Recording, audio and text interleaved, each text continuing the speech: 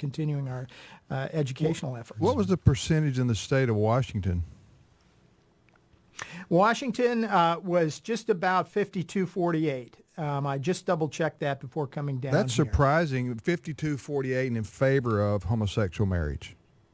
That's correct. In favor of a law that had been passed by the legislature. Yeah. What happened in that state? It wasn't a constitutional amendment. The state legislature and the governor had signed into law homosexual marriage a few months back, and the what was on the ballot was whether the citizens of the state would repeal that, and that's closer than I thought it would be, though it's still a loss. No, that's still, that one is still outstanding. That one may not have been officially called. That's the tally that they're reporting, that the state is reporting. They vote by mail out there, and so the votes are still coming in. Oh, okay. Yeah, that's only, I think that's 57%. How do you call it counted, then? but, well, it just takes a while for it to get out. I mean, I think everybody in the state votes by mail, and that's only 57% counting. You mean U.S. mail? Yeah, you're kidding. We should know the results by, I think, by January. Are you pulling my leg? Are you serious?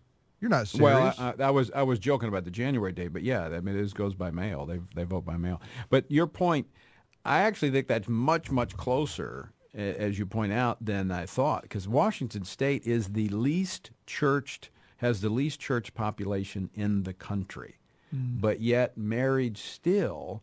And they were outspent. That was the biggest difference. What was the ratio? I'm not sure exactly what the ratio was, but these huge companies like Microsoft and Costco, Amazon, and so forth. Washington is the home base to a number of these large corporations who either the corporation themselves or the CEOs gave massive donations to the same-sex last marriage number side. I saw was for every dollar that the defenders of natural marriage spent, the proponents of redefining spent 8. So it was about an 8-to-1 I've spread. heard 8 to but 1. Do you know something. Do you know what percentage of the vote is actually in on that when we're saying 52-40? About 57%. Okay.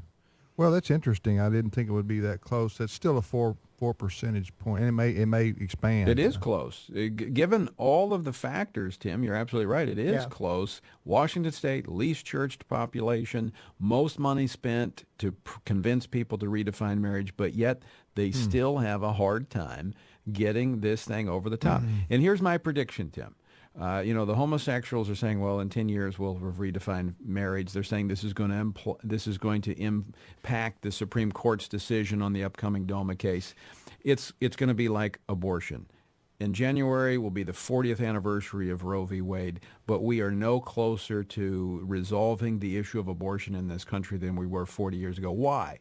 Because it runs counter to natural law. It's unnatural for a mother to take the life of her own child. It's unnatural for 2 men to be married. It's unnatural for 2 women to be married. And even among the unchurched, they get it. It's basic biology. It doesn't work. And then when you look at the ramifications to society, as Peter alluded to, there are significant problems, and those will become more pronounced, I think, over the next decade. Right. And one other thing to point out about this in terms of the politics of it, if you look at a map of the states that have same-sex marriage now, it's confined to the far northeastern corner of the country and to the far west coast, with the exception of Iowa, where it was imposed by a court. What about Maryland? Well, they're on the coast. Maryland, I'm counting as northeast. So, really, this is a geographically distinct phenomenon, and the great heartland of the United States has not ever voted to legalize same-sex marriage. And one point, Tim, if I asked Peter about before we lose him, before he leaves, we're not going to lose him. Wait, I was fixing to say, do CPR or something. In Maryland, if it were not for the inner city there, and I think was it in Baltimore? In Montgomery County. Montgomery County, yeah. If you were to take that out, the rest of the state actually stood for traditional marriage. Yeah, that's correct. Actually, Montgomery County, which I'm embarrassed to say is where I live, it's a You suburb. need to do a better job. I know. It's a suburb of Washington, D.C., lots of government employees there and so forth. It tends to be very liberal.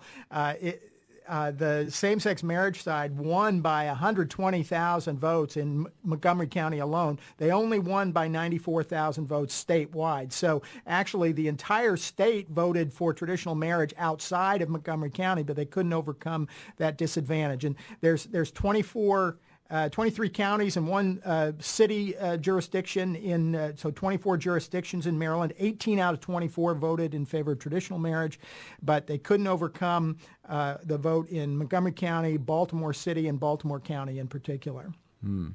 Wow. Peter, thanks so much for your insights in this. And this is an issue that's not going away. I mean, we're going to continue to see the implications of this to, the family formation and the pathologies associated with the breakup of the family. Can I ask Peter, you want one more question before you leave? You can. Thank you, Tony. Go ahead. The Proposition 8, which was voted on in California 4 years ago, which everybody knows about, which in California, as liberal as it is, to your point, Tony, they voted 52 to 48 to uphold the definition of marriage as between one man and one woman. Well, as we all know, that went through the state court system and in the federal court system, and we had the one homosexual judge who negated the votes of 7 million people. We remember that when that happened a couple of years ago. After that, I was told that this case is going to the Supreme Court, this Proposition 8 case out of California, and there it will be decided whether or not any of these state constitutional amendments that we've been talking about, which is 32 and one now, state constitutional amendments I'm talking about, will be upheld or not. Where does that stand, Peter?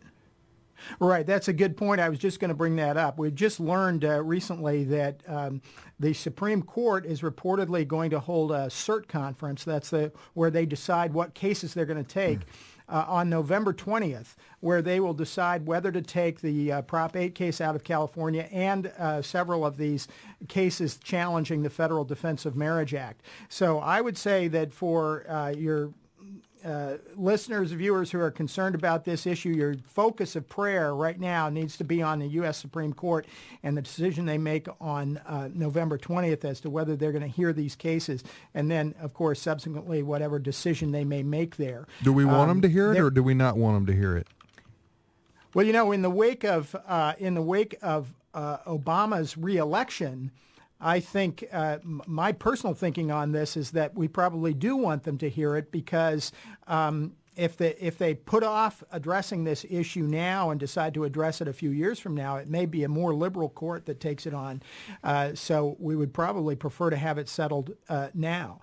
But there is, I hope that they will shy away from a Roe v. Wade of same-sex marriage, but that is the potential that they could impose same-sex marriage on all 50 states if they chose to go that far.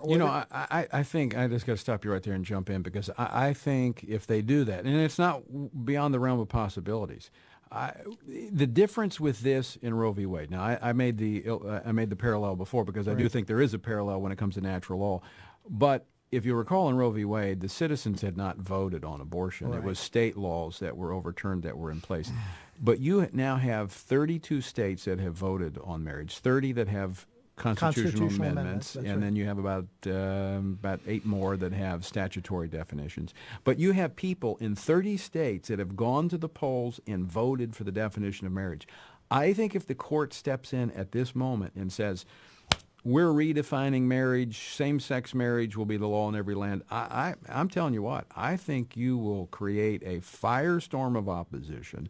I think that could be the straw that broke the camel's back when you look at a nation that is so divided along these moral and cultural issues that you could have, I hate to use the word, but I mean a revolt, a revolution. I mean, I think you could see Americans saying, you know what, enough of this, and I think it could explode and just break this nation apart.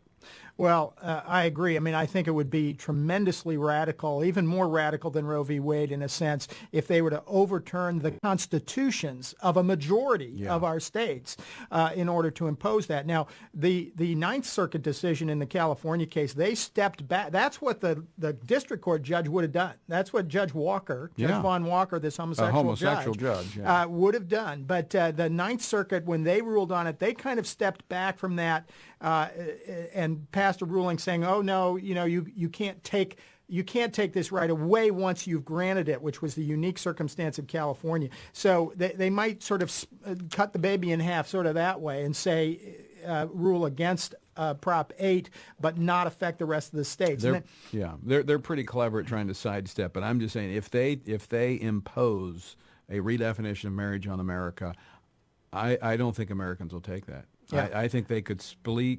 I think they would split the nation wide open. So, all right, Peter, thanks so much for joining us. Appreciate your insights, and I know you'll continue to track this issue and speak out and help educate the American public on the reasons we should defend natural marriage. Absolutely. Thank you, Tony.